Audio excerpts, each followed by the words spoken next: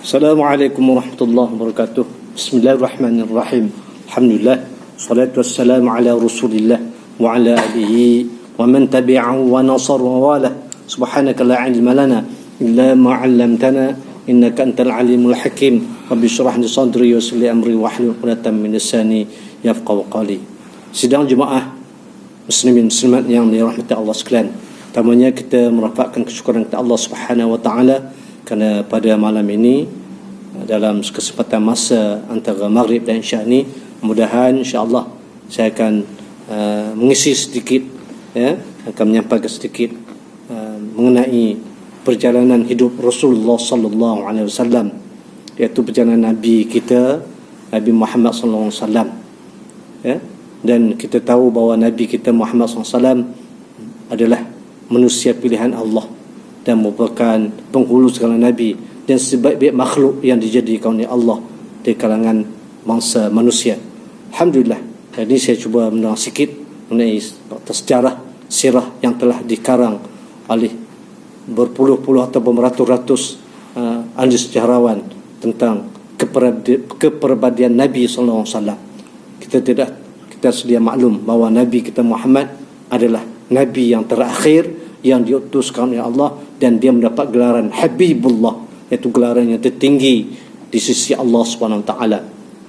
Kita maklum bahawa Nabi yang ulul azmi ini ada 5 orang. Nabi kita Muhammad sallallahu alaihi wasallam, Nabi Ibrahim alaihi salam, Nabi Musa alaihi salam, Nabi Nuh alaihi salam, dan akhir sekali adalah Nabi Isa alaihi salam. Kelima-lima nabi ini menerima ujian yang sangat berat di sisi Allah Subhanahu Wa Taala, dan mereka merupakan nabi pilihan, nabi pilihan Allah yang telah diberi ujian oleh Allah SWT, dalam menyampaikan risalah tauhid, dalam menegakkan syariat Allah di muka bumi ini berpandukan kitab-kitab yang telah diberikan kepada mereka ataupun suhuf-suhuf yang telah diturunkan kepada mereka. Tuan-tuan sedang yang dirahmati Allah sekalian, di sini kita telah mendengar berbagai kisah, kisah-kisah Nabi yang lain, daripada Nabi kita Muhammad sampai kepada daripada Nabi Adam alaihissalam sampai kepada Nabi Muhammad SAW, iaitu 25 para rasul yang wajib diketahui namanya oleh kita sebagai seorang Islam yang mukallaf. Jadi dalam 25 Nabi itu, daripada 313 orang para Nabi Rasul itu, 25 terpilih disebut dalam Al-Quran. Dan daripada ramai kalangan nabi-nabi, daripada kalangan nabi itu yang dikatakan setengah riwayat ada 123,000 nabi kesemuanya, dan yang terpilih ialah 313 adalah kalangan adalah yang dilantik sebagai rasul. Kita maklum bahawa perbezaan nabi dan rasul ni dalam sisi kuliah yang telah sampaikan. Nabi ini artinya dia adalah manusia ataupun lelaki pilihan Allah yang diberi wahyu tetapi tidak wajib menyampaikan kepada manusia yang lainnya. Adapun rasul, mereka ini menerima wahyu daripada Allah, seorang lelaki menerima wahyu daripada Allah Subhanahu Wa Taala yang merupakan pilihan Allah, dan dia wajib menyampaikan kepada kaumnya. Jadi Nabi kita Muhammad SAW merupakan Nabi yang terakhir dan diutuskan kepada seluruh umat, dan kepada umat ini, mana umat akhir zaman ini, termasuk juga umat-umat yang terdahulu yang diberi kitab terdahulu, iaitu Nabi bangsa Nasrani, atau yang sekarang disebut sebagai Kristian, dan Yahudi yang masih wujud sehingga sekarang ini.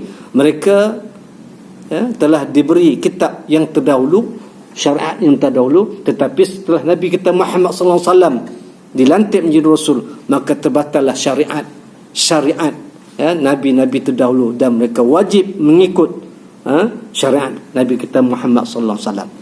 Jadi kita beruntung kerana kita menjadi umat Muhammad, dan umat Muhammad merupakan ummatun khairu ummah, umat yang terpilih, umat yang terbaik. Apakah tugas kita? Tugas kita umat Muhammad ni ialah mencegah amal ma'ruf, mengajak pada amal ma'ruf dan mencegah kemungkaran. Dan kita ini termasuk di kalangan umat yang terbaik, di kalangan umat-umat terdahulu. Disebut bahawa ada 70 umat Allah utuskan di muka bumi ini, dan kita adalah umat yang terbaik daripada 70 umat itu. Jadi hari ini saya cuba menerang sedikit mengenai fakta sejarah sirah yang telah kita dengar, apatah lagi sekarang kita masih dalam bulan Maulud, dan mudah-mudahan kita membesarkan Nabi kita cuba menghayati perjuangan hidup ataupun perjalanan hidup Nabi kita sallallahu alaihi wasallam. Di samping kita sangat menyayangi Rasul kita, malah dikatakan kita perlu atau kita wajib menyayangi Rasul kita melebihi keluarga kita sendiri. Selepas Allah dan Rasul, maknanya kita, ibu bapa kita dan Nabi kita tidak akan katakan menyayangi seorang Nabi hendaknya kita menyayangi keluarga kita lebih pada kita menyayangi Rasul dan keluarganya. Sebab itu setiap hari setiap solat kita menyebut nama Nabi kita dalam setiap sembahyang rakaat yang kedua, tahiyat awal dan tahiyat akhir kita menyebut dengan nama Nabi dan nama keluarga Nabi. Jadi oleh itu arahan itu adalah merupakan arahan pada Allah SWT, supaya kita berselawat pada Rasul SAW. Barangkali siapa yang selawat pada Nabi kita, iaitu Nabi Muhammad SAW, Allah berselawat padanya 10 kali. Jadi di sana terdapat bukti-bukti yang sangat jelas, bahawa Nabi kita Muhammad ini, sebelum dilantik menjadi Rasul, merupakan makhluk ataupun manusia pilihan Allah, yang dikatakan pada hari kelahirannya, disambut oleh seluruh penduduk langit dan penduduk bumi, walaupun dia dijadikan daripada susur galuh silsilah yang sangat mulia pada bangsawan Quraisy, kita lihat pada silsilah ayahnya, iaitu Muhammad ibni Abdullah ibni Abdul Muttalib ibni Abdul Muttalib, Abdullah ibni Abdul Muttalib, Abdul Muttalib ibni Hashim, anak pada Hashim, Hashim ibnu Hashim ialah anak Abdul Manaf, Hashim ialah anak Abdul Manaf, Abdul Manaf anak Qusay, Qusay anak Kilab. Jadi pada Nabi kita, datuk yang keempat itu bertemu kepada Qusay, Abdul Muttalib, Hashim, Abdul Manaf, Qusay. Itu datuk Nabi yang keempat daripada sebelah ayah. Daripada sebelah ibu ialah Aminah binti Wahab, Wahab bin Abdi Manaf, Abdi Manaf bin Qusay. Jadi Abdi Manaf yang daripada sebelah ibu ni bukanlah Abdi Manaf yang berada daripada pihak Nabi sebelah lelaki, lain. Jadi Abdi Manaf anak kepada Abdul Wahab bin Abdi Manaf bin Qusay bin Kilab. Jadi sebelah datuk, sebelah perempuan datuknya pada yang ketiga. Jadi dia daripada Bani Zuhrah, pada Bani Zuhrah, Bani Zuhrah, iaitu kelompok yang bertemu dengan Abdi Manaf daripada Bani Zuhrah dan Qusay anak Kilab. Jadi Kilab dengan Qusay ini dia ada dua orang anak, satu nama Qusay, satu nama Zuhrah. Jadi daripada pihak Zuhrah ini, bin Zuhrah saja adalah anak Kilab. Jadi susur galuh Nabi ini bertemu kepada satu datuk, iaitu nama Kilab. Kilab ialah anak Murrah, ibnu Kilab tu ialah ibnu Qusay, anak kepada Qusay. Ibnu Qusay ialah Ibnu Qusay bin wasmuhu Abdi Manaf. Anak kepada Qusay ialah Abdi Manaf. Ibnu Qusay ialah Ibnu Qusay ni, anak Qusay ialah Ibnu Kilabin, anak kepada Kilab itu ialah Qusay. Jadi kita lihat pada rawi Barzanji dalam kitab Barzanji itu karangan Ja'far Al-Barzanji dalam rawi yang kita sebut dalam Maulid Rasul selalu kita bacakan, disebut secara lengkap sehinggalah kepada datuk Nabi yang ke-10, iaitu yang dinamakan Fihrin. Fihrin inilah yang digelar di kalangan sejarah Arab bahawa nama sebenarnya adalah Fihrin, tapi nama ataupun laqab gelaran dia adalah Quraisy. Kenapa dikatakan Quraisy? Quraisy ini adalah pengumpul roti. Berikut jarah yang disebut dalam kitab Abu Hamid Jaudah, dalam kitab bertajuk Rasulullah wallazina ma'ahu, dalam kitab yang telah diterjemahkan oleh Abu Hamid Al-Jaudah, seorang ahli sejarah Mesir, menyebut bahawa Nabi kita Muhammad sallallahu alaihi wasallam ini adalah titian zuriat daripada dua insan yang sangat mulia, iaitu Aminah dan juga Abdullah bin Abdul Muttalib. Jadi dua orang insan ini yang Allah keluarkan pada zuriat fi batni, daripada perut satu datuk, iaitu Kilab. Kilab, anak Murrah, anak sampai yang ke generasi yang ke-10, iaitu Fihrin. Jadi semua ini menunjukkan sampai kepada generasi yang ke-20, iaitu Adnan. Nabi mengatakan bahawa silsilah Nabi yang betul-betul sahih itu sehingga ke Adnan saja. Adapun selepas itu para rawi ataupun para periwayat sirah itu telah membohongi. Jadi Nabi ini disayang sampai kepada Adnan. 10 generasi lagi sampai ke generasi ke-30 itu adalah diragui tentang nama-nama silsilahnya. Jadi Nabi menyebut Fihrin itu ada seorang di kalangan bangsawan Quraisy yang mula mengadakan iaitu mengadakan satu bentuk dikatakan pengumpulan roti. Dia menggalakkan penduduk sekitar Mekah itu membuat roti, dan dialah orang yang pertama mencadangkan agar roti ini dikumpul. Dan setiap musim haji, musim haji daripada Syawal sampai Zulhijjah itu, musim haji yang dihadiri puluhan ribu jemaah haji daripada seluruh dunia pada ketika itu, dan kebanyakan yang hadir itu adalah kalangan orang yang fakir dan miskin, tidak ada makanan. Jadi Fihrin inilah ataupun nama gelarannya ialah Quraisy inilah yang mengadakan satu inisiatif mengumpul roti-roti setiap rumah.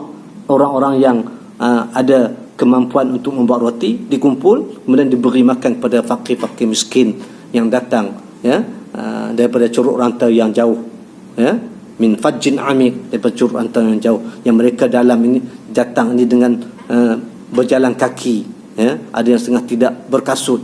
Begitulah mereka datang kepada kota Mekah ni menyahut suruhan Nabi Ibrahim dengan satu panggilan labbaik Allahumma labbaik labbaik la syarika lak labbaik innal hamda wan ni'mata lak wal mulk la syarika lak.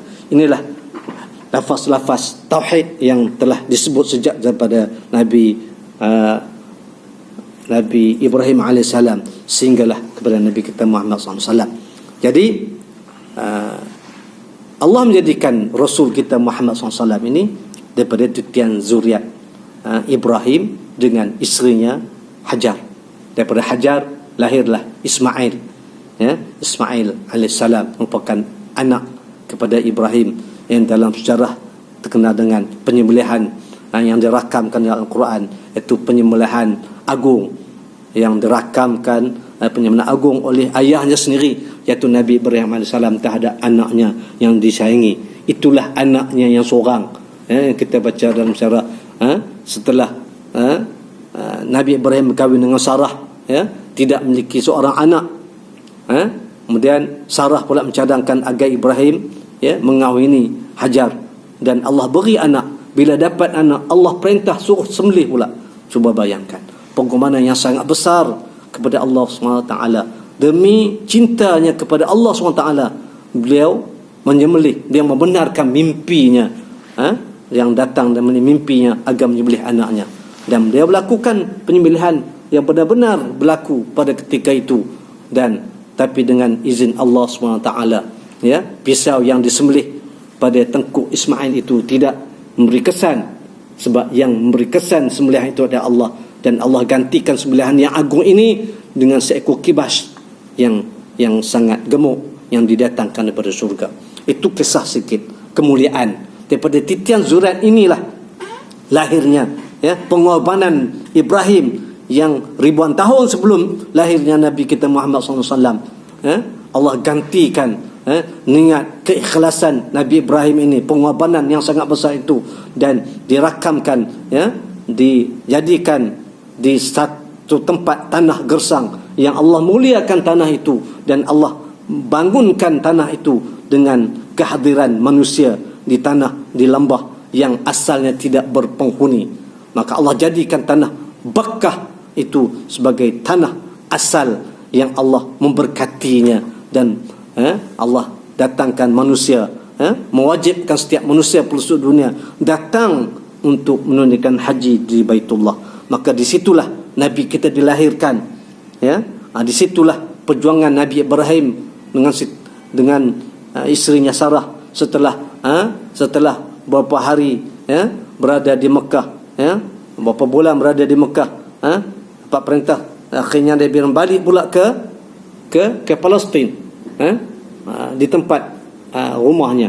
Dan begitulah Nabi kita, Nabi Ibrahim beruang alik, dan Nabi kita Muhammad merupakan Nabi terakhir yang meneruskan syariat sebahagiannya yang diambil daripada syariat Nabi Ibrahim. Adapun syariat Islam, syariat yang dibawa oleh syariat Muhammad ini bukan diambil mana-mana syariat, tapi syariat yang diambil daripada, iaitu agama Hanif yang dibawa oleh Nabi Ibrahim AS. Maka dengan itu wajar sekali kita menekuni sejarah Nabi kita Muhammad SAW. Sungguhnya baginda Rasulullah SAW lahir dalam sebuah keluarga yang termulia, hidupnya mulia, tetapi seperti biasa, bapa saudaranya setelah 2 bulan dikandung Nabi Muhammad, seketika umur, ada setengah riwayat mengatakan Abdullah ni berkahwin pada umur 25. Ada satu riwayat lagi Abu Hamid Jaudah mengatakan umur 20 tahun, dan ketika itu kahwin dengan Aminah, maka tempat yang mula duduk ialah Aminah dan Abdullah ni duduk di Mina, di Mina. Dan pada selepas 2 bulan daripada itu, musim itu merupakan musim perniagaan yang Abdullah ni terpaksa menolong ayahnya, membawa barang dagangan ke Syam. Maka Abdullah tadi bertolaklah dengan kabilah yang pergi ke Syam. Sekembali daripada kabilah, selepas saja berkahwin tak lama, Abdullah terpaksa mencari rezeki, pergi ke negeri Syam untuk berniaga. Tetapi sampai di Madinah, sekembalinya daripada Syam, Abdullah tadi jatuh sakit di Madinah. Menurut riwayat ketika itu, Aminah sedang mengandung 2 bulan. 2 bulan menurut dalam rawi yang disebut, yang masyhurnya 2 bulan. 2 bulan. Maka disitulah Abdullah jatuh sakit, dan akhirnya membawa kepada kewafatan Abdullah. maka tinggallah Siti Aminah tadi keseorangan, ya, dengan kandungannya yang dikandung itu 2 bulan. Itulah perjuangan seorang isteri, ya. Kalau dulu kita lihat Nabi Ibrahim alaihissalam berjuang, ya, untuk membawa Siti Hajar keluar daripada Palestin ke satu tempat atas arahan Allah, ya, tempat yang baru yang tidak berpenghuni, tinggal Sarah dan Ismail, 2 orang di situ. Tetapi dengan pertolongan Allah, bumi yang ditinggalkan oleh Nabi Ibrahim alaihissalam, isterinya dan anaknya Ismail yang pada masa itu masih kecil, ya, duduk di satu dipanggil lembah Bakkah, ya, lembah Bakkah, ya, di persekiran bukit yang tidak berpenghuni.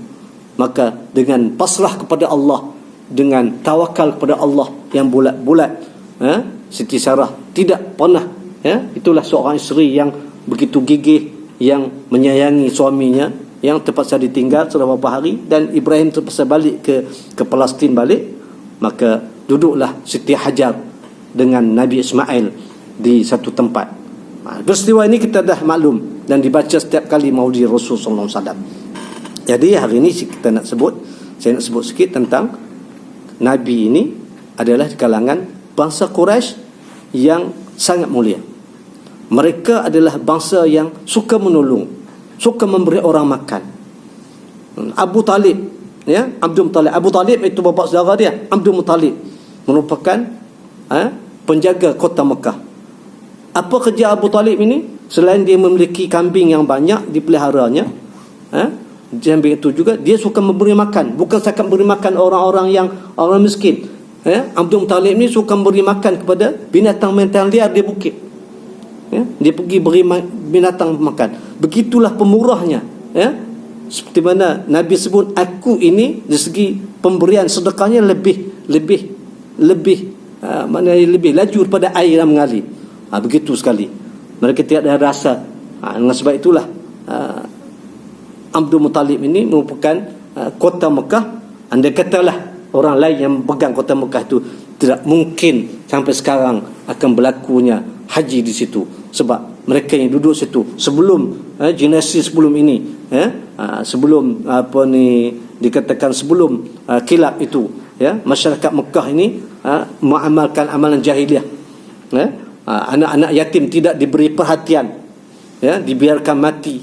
Keluarga yang miskin dibiarkan, sehinggalah datang generasi yang mulia yang bawa pengorbanan. Hashim sendiri memiliki barang perdagangan yang banyak, tapi barang perdagangan yang banyak bukan untuk dirinya. Dia berniaga ke Iraq, dia berniaga ke Syam. Hashim ini, ya, dikatakan Hashim ini berniaga ke Syam, ya. Saudaranya Abdul Syam itu perniagaan bersifat antarabangsa, tetapi bukan untuk kesenangan diri. Harta-harta ataupun barang dagangan itu kebanyakannya dilaburkan kepada, diberi kemewahan kepada penduduk Mekah yang kebanyakannya fakir miskin datang ke kota Mekah dalam mengerjakan haji. Begitulah daripada Hashim, daripada bapa kepada Abdul Muttalib tadi, kebanyakannya mereka ini menjadikan Mekah itu sebagai badan ataupun negeri kebajikan, membantu orang-orang miskin. Padahal ketika itu cahaya Islam belum ada, tetapi sifat kemanusiaan, sifat kebajikan, akhlak yang ditunjukkan oleh datuk-datuk Nabi ini sangat mulia, sehingga dirakamkan. Dan bangsa yang dikata generasi Nabi, datuk Nabi yang Quraisy itu sampai kepada Abdul Muttalib, disebut sebagai 10 generasi itu yang datang, ya, yang daripada titisan terbaik itu. Maka Allah keluarkan daripada generasi yang terbaik itu generasi pilihan, dan akhirnya melahirkan seorang manusia yang terbaik itu Nabi kita Muhammad SAW. Itulah hasil pada perjuangan umat terdahulu, orang-orang terdahulu, melahirkan generasi yang kemudian ini. Maka kita mengecapi, kita ini, Islam yang sampai kepada kita ini adalah hasil kerja bersungguh-sungguh, hasil kerja keras daripada generasi yang terdahulu. Maka kita jangan sekali-kali melupakan generasi yang terdahulu yang telah menyebabkan, ya, asbab kita mendapat Islam yang sangat selesa sekarang ini. Dalam sebuah hadis disebutkan, ya, bahawa Rasulullah SAW diriwayatkan oleh Ibnu Abbas, ya, radhiyallahu an, ya, Ibnu Abbas ni bapa seorang Nabi, bahawa Rasulullah SAW pernah bersabda, innallaha khaliqul khalq, Allah telah menjadikan sebaik-baik kejadian, ya. Allah SWT telah mencipta segala khaliqul khalq, segala kejadian. Faja'alani min khairihim, ya? Dan dia menjadikan aku, kata Nabi, daripada sebaik-baik daripada kabilah-kabilah Arab yang ada. Min khairi fiqihim, daripada sebaik-baik kabilah itu, kabilah aku yang terbaik. Nabi ini merupakan daripada keturunan Bani Hashim. Daripada Bani Hashim ini ialah kelompok daripada Bani Hashim, iaitu daripada Bani Quraisy, Bani Hashim, anak kepada Hashim, iaitu anak kepada Abdi Manaf. Abdi Manaf anak kepada Qusay. Qusay Kilab. Jadi mereka ini merupakan daripada keturunan Quraisy, ya, keturunan Quraisy, ya. Quraisy merupakan yang terbaik dari kalangan Quraisy ini. Bani Hashim merupakan bani yang terpilih. Sebab tu ada Bani Abdul Syam, Bani Abdul Dab, ada 3 orang lagi sahabat. Bani Hashim, Bani Abdul Syam dan Bani Abdul Dab. 3 orang ini. 3 orang ini yang diberi kekuasaan yang menjaga Mekah pada ketika sebelum Abdul Muttalib. Tetapi Hashim ini mendapat kemuliaan. Mendapat kemuliaan. Ya. Dikisahkan Hashim ini merupakan orang yang sangat sabar dan sangat bertolak ansur. Sebelum dia mengahwini, ya, sebelum dia mengahwini Salma bin Amru an-Najariyah, Bani Najar, ya, Salma ini merupakan seorang pedagang juga, seperti mana Khadijah bin Khuwailid. Salma ini merupakan seorang pedagang yang berjaya. Jadi ketika Hashim tadi membawa barang dagangannya sampai di Mekah, dia terlihat Salma bin Amru an-Najiriyah ini, iaitu ibu kepada Abdul Muttalib, ya, seorang wanita jelita, mana seorang perempuan yang cantik, dan lalu dia menyampaikan hasratnya ingin mengahwini Salma. Salma apabila melihat Hashim ini dengan ada sifat kejujuran, sifat baiknya, maka Salma menerima lamaran itu dan akhirnya berlangsung perkahwinan. Dalam perkahwinan itu Salma telah mensyaratkan, sebelum aku melahirkan anak, izinkan aku kembali ke tempat asalku, iaitu di kota Madinah. Sedangkan Hashim berada di kota Mekah, maka Hashim menerima syarat itu. Dan dengan sebab itulah tuan-tuan, kita lihat sejarah, Abdul Muttalib ini dia tidak duduk dengan ayahnya. Dia duduk dengan ibunya sehingga berapa tahun besar. Seperti mana juga Nabi Ismail duduk dengan ibunya. Sejarah yang sama berlaku pada Nabi Ibrahim. Setelah berkahwin, dibawa Ismail dengan Siti Hajar ke satu lembah dan ditinggalkan di situ. Di sini bezanya, Salma minta dia dikembalikan di Mekah dan dia melahirkan anak di sana. Persamaan tarikh ini, persamaan ini ada.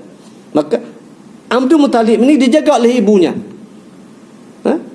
dan Hajar ini menjaga anaknya Ismail. Sebelum kematian, sebelum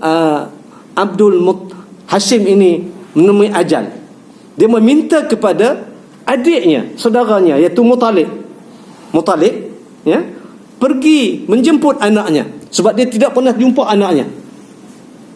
Maka pada ketika itu, ya, dipujuk, ya, agar, ya, Abdul Muttalib ini, ya, yang nama asalnya adalah Syaibatul Hamd, dan setelah memujuk Salma, akhirnya dibenarkan anaknya Syaibah ni tadi balik, iaitu anak Hashim nama Syaibah, nama benarnya adalah Syaibatul Hamd. Maka setelah dibawa balik oleh bapa saudaranya, iaitu Al-Muttalib. Al-Muttalib itu ialah adik kepada Hashim. Dalam perjalanan balik itu, orang tidak pernah melihat Syaibah ini, anak kepada Hashim ini. Lalu yang mereka kenal ialah Al-Muttalib, adik kepada Hashim. Dan mereka tidak mengetahui bahawa Hashim ini ada seorang anak yang duduk di Madinah. Tetapi Abdul Muttalib ataupun Syaibah ni dia kata dia ada ayah di Mekah, dan aku daripada kota Mekah, daripada kota yang mulia, daripada anak seorang bangsawan. Maka ketika itulah ayah dia sebelum kematian dia telah mewasiatkan, dia telah menyuruh Al-Muttalib ini pergi. Sekembalinya sampai di Mekah, dilihat Al-Muttalib Syaibah ni tadi dalam keadaan kusut masai, keadaan yang sangat apatah lagi pada ketika itu orang-orang Mekah tidak pernah melihat Syaibah ni tadi. Mereka memanggilnya dengan, ini adalah hamba kepada Al-Muttalib, iaitu Abd Al-Muttalib. Maka gelaran itu terlekatlah kepada Abdul Muttalib ni, hamba kepada Muttalib. Al-Muttalib itu adalah nama kepada bapa saudara Nabi.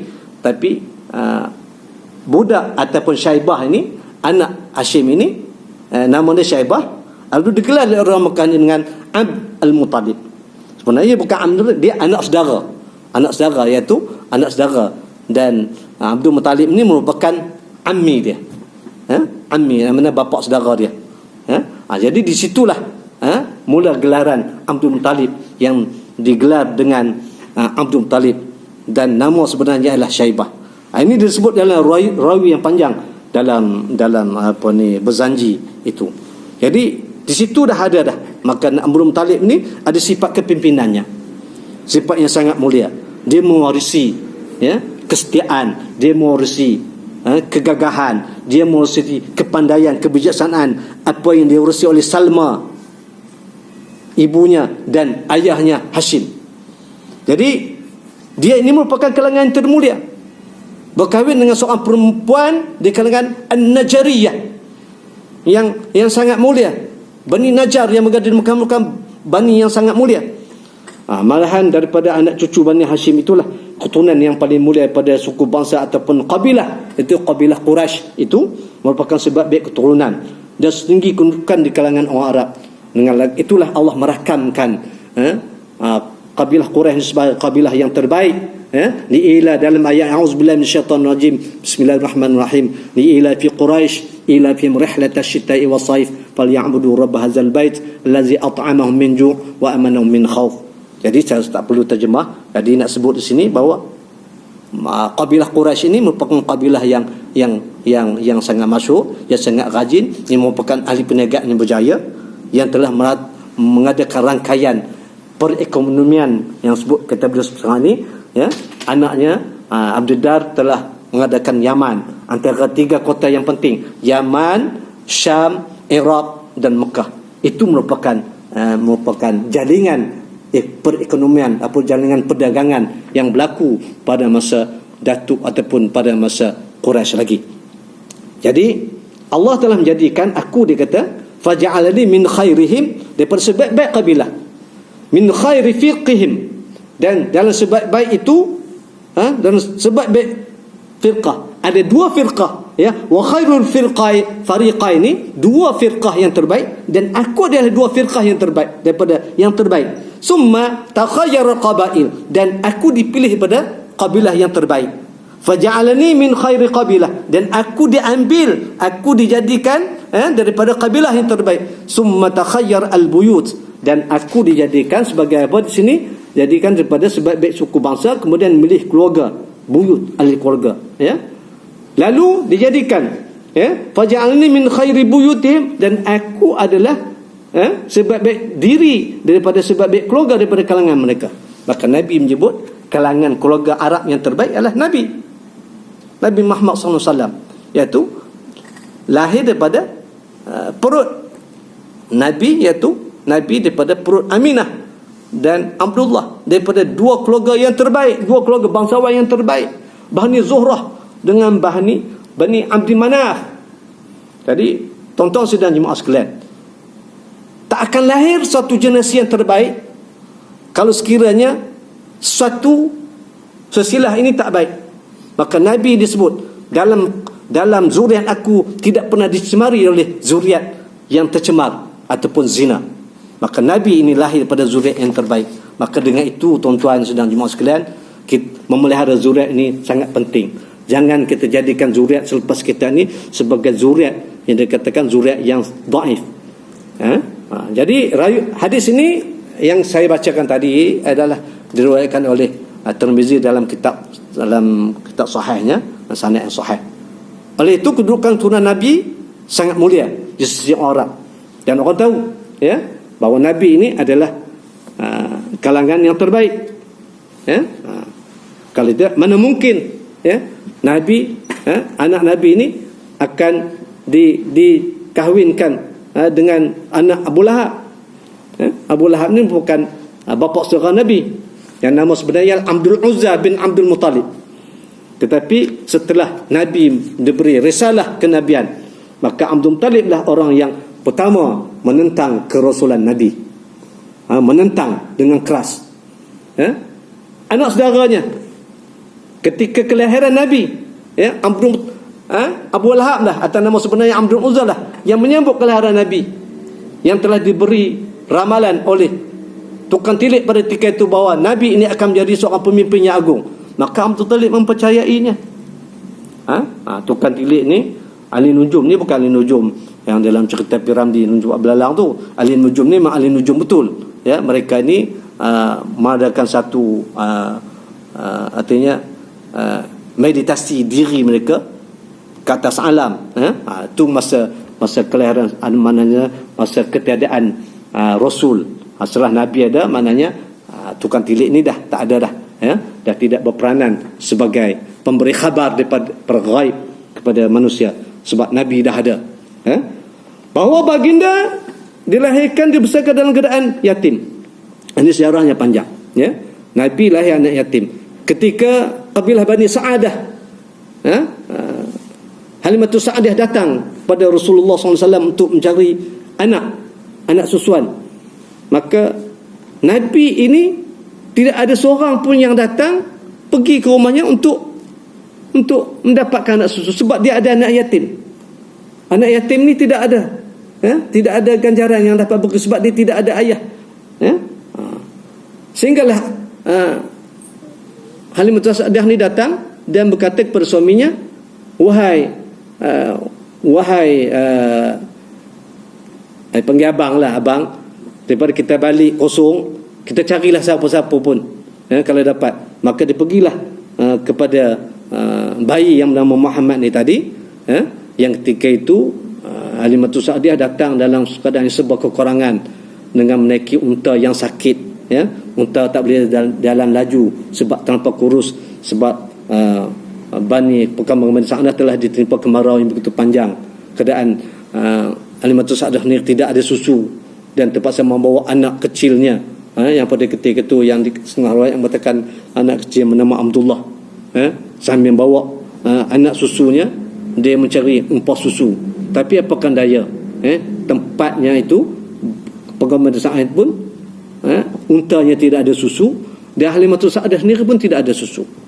Maka setelah datang kepada Rasulullah SAW, dan dia bertanya kepada suaminya, akhirnya dia bersetuju mengambil bayi yang dikatakan anak yatim tu, sebab ayahnya telah meninggal. Maka dia pun ambil lah.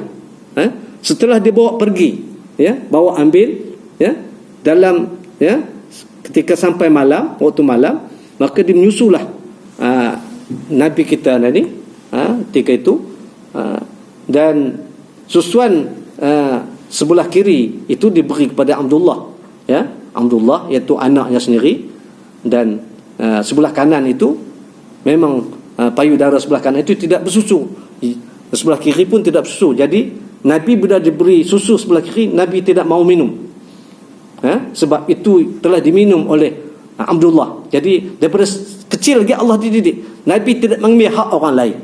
Maka Nabi menyusu daripada sebelah kanan. Apabila dia susu payudara Halimah sebelah kanan, maka ketika menyusu itu tiba-tiba saja payudara Aminah tadi menjadi tegang dan penuh dengan susu. Di situlah Aminah berbisik kepada suaminya, "Wahai abang, bayi ini bukan sebarang bayi. Bayi ini bawa keberkatan. Lihat." Pada ketika itu juga, ya, mereka masa dahaga. Maka disuruhlah memerah unta yang kering tadi, perah susu. Maka alangkah terkejutnya melihat peristiwa yang dikatakan memang peristiwa ajaib. Tiba-tiba kantung susu unta tadi penuh dengan susu dan mereka minum sekenyang-kenyangnya. Malah kedua-dua payudara Aminah Halimatus Sa'dah tadi penuh dengan susu. Maka dengan itulah Allah telah murunkan keberkatan Nabi sejak daripada awal lagi. Jadi tuan-tuan dan jemaah sekalian, situlah dapat saya ceritakan mengenai kemuliaan Nabi kita Muhammad SAW. Jangan kita anggap kemuliaan Nabi ni orang-orang biasa. Sebab Nabi Isa pun lahir dengan keadaan boleh bercakap ketika kecil. Apatah Nabi kita disambut, dipelihara oleh ibu yang sangat mulia.